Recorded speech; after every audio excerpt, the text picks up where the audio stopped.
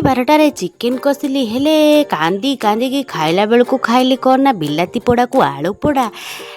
ନମସ୍କାର ସାଙ୍ଗମାନେ, ଆଜି ରବିବାର ଥିବାରୁ ସକାଳୁ ସକାଳୁ ଉଠି ମନ ଧ୍ୟାନ ଦେଇ ଠାକୁର ପୂଜା ସାରିଲି। ତାପରେ ଛତୁଆ ଗ୍ଲାସ୍ ଗୋଳିକିରି ପିଇଦେଲି। ତାପରେ ରୋଷେଇ କାମ ଆରମ୍ଭ କଲି। ଆଜ୍ଞା, ଆଜି ହେଲା ସ୍ୱାଇଁବାବୁ ଆଉ ମିଶ୍ରବାବୁ ଦୁଇ ବନ୍ଧୁଙ୍କର ଭୋଜି। ଆଉ ମିଶ୍ରବାବୁ ମାଛ ଜାତୀୟ ଆଇଟମ୍ କଲାବେଳେ ସ୍ୱାଇଁବାବୁଙ୍କ ପାଳି ପଡ଼ିଥିଲା ଚିକେନ୍ କଷା। ଆଉ ସ୍ୱାଇଁବାବୁ ତ କରିବେନି, ସ୍ୱାଇଁବାବୁଙ୍କ ପାଇଁ ମୁଁ ଆରମ୍ଭ କରିଦେଇଥିଲି ଚିକେନ୍ କଷା। ଏଇଠି ଆରମ୍ଭ ହେଇଯାଇଥିଲା ମୋ ରୋଷେଇ। ଦେଖନ୍ତୁ ଏଇଠି ଲଙ୍କାଗୁଣ୍ଡଟା ପଡ଼ିଲା। ତାପରେ କଷା କଷି ସାରିକିରି ମୁଁ ପକାଇ ଦେଇଥିଲି ଚିକେନ୍। ହେଲେ ସେଠି କ'ଣ କରିବି, ମୁଁ ତ ନିଜ ପାଇଁ ପୁଣି ଖାଇବା ବନେଇବି ନା ନାଇଁ। ନିଜ ପାଇଁ ଆଉ ସମୟ ନଥିବାରୁ ମୁଁ ଆଳୁ ବାଇଗଣ ବିଲାତି ଆଉ ଆଳୁ ପୋଡ଼ିକିରି ଖାଇ ଦେଇଥିଲି।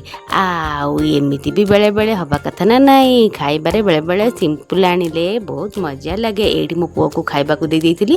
ଆଉ ତାପରେ ନିଜେ କୋଳି ଚଟଣି କରି ହାପୁଡ଼ି ଦେଇଥିଲି ଖାଇ।